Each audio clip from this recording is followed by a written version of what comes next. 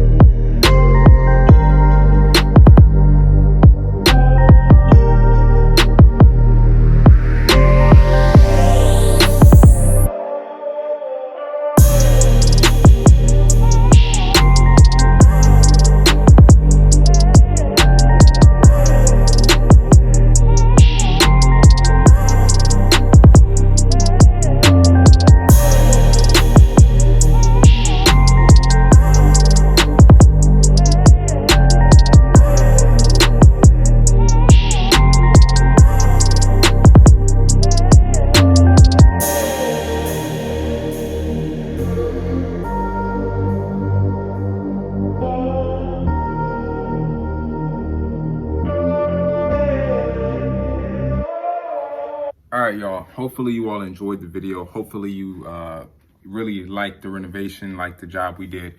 Go ahead and hit that like button if you like the property.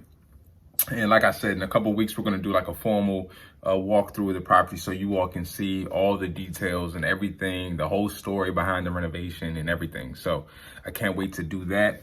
And until next year, I hope everybody enjoys the New Year's and the rest of the holidays.